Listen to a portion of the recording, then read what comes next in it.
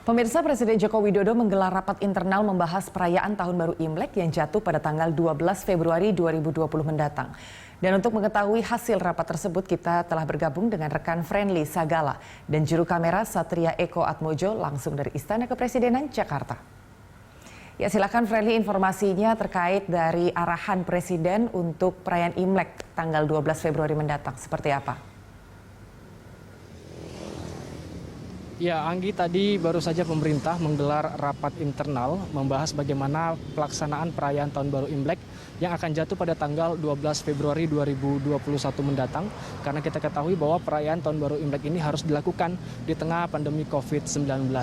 Tadi Menteri Agama Yakut Khalil Qomas usai melakukan rapat internal bersama Presiden Joko Widodo menghimbau kepada khususnya umat Konghucu dan juga umat Tionghoa untuk dapat kiranya pada tahun ini menggelar menggelar perayaan Tahun Baru Imlek dengan cara yang sederhana tanpa tentunya menghilangkan makna dari Imlek itu sendiri.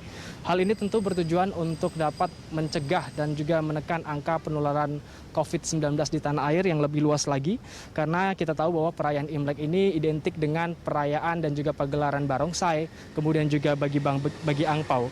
Tadi Menteri Agama menjelaskan bahwa pemerintah memahami betul bagaimana kegembiraan dari umat Tionghoa dan juga umat Konghucu menghadapi dan juga merayakan Tahun Baru Imlek ini. Namun karena saat ini situasinya berbeda, yaitu situasi pandemi COVID-19, maka dianjurkan pula agar perayaannya dilakukan dengan cara-cara yang baru.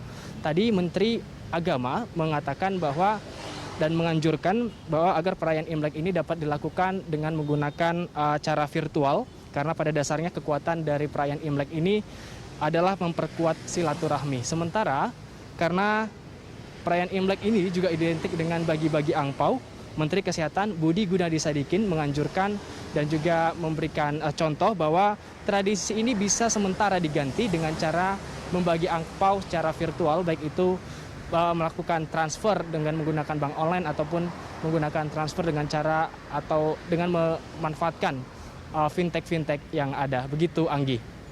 Ya, Friendly, kalau kita bicara terkait dengan angka penularan COVID-19 di Indonesia, kita tahu bahwa angka ini cenderung meningkat. Ada langkah-langkah baru nggak dari pemerintah untuk mengatasi hal ini?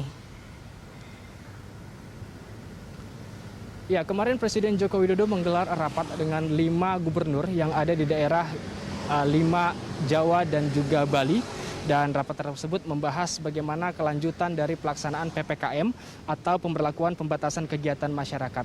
Karena beberapa waktu lalu Presiden Joko Widodo mengakui bahwa pelaksanaan PPKM yang selama ini dilakukan di Indonesia belum sepenuhnya efektif untuk dapat menekan angka penyebaran COVID-19.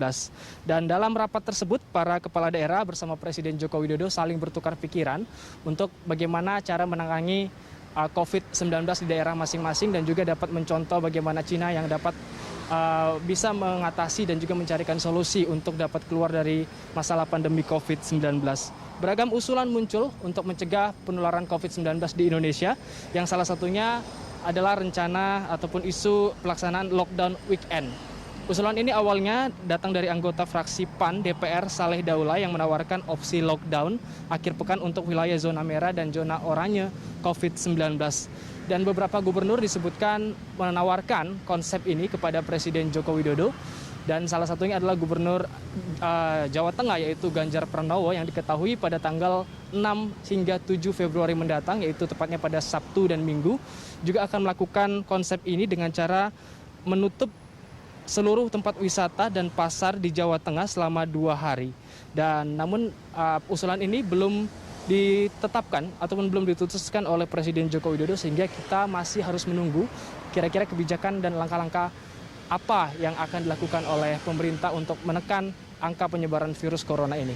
Demikian, Anggi, kembali ke Anda di studio.